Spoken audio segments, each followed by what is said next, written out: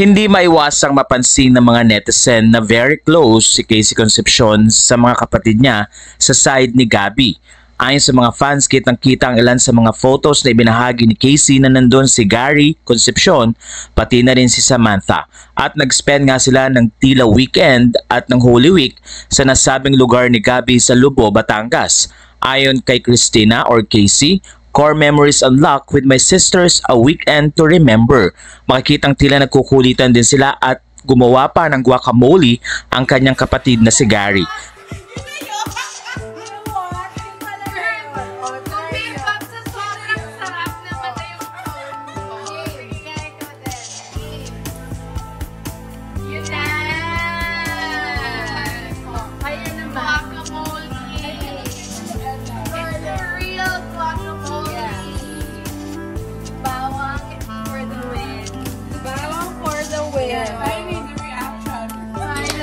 Na talaga.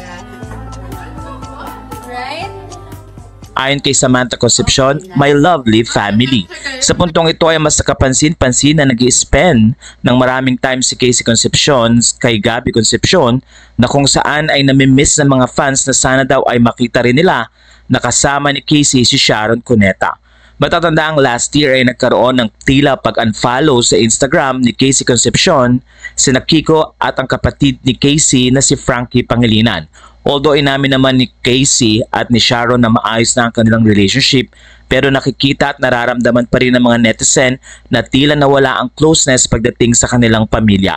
Kaya naman umaasa ang mga fans na sana daw ay ma-restore muli, pero sa puntong ito, tila mas kapansin-pansin na nagbibigay ng mas maraming time si Casey na mag-spend sa kanyang daddy na si Gabby Concepcion. Ayon sa mga fans, maganda rin ito dahil maraming times na hindi rin nakasama ni Casey si Gabby at sa pagkakataong ito ay mas magkakaroon muli ng maayos na bonding ang dalawa.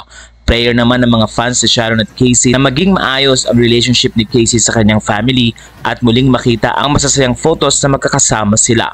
Samantala, narito ang ilan sa mga highlights ng naging weekend na kasama ni Casey ang kanyang mga kapatid na si Gary Concepcion at si Samantha at pati na rin ang ilang mga kaibigan.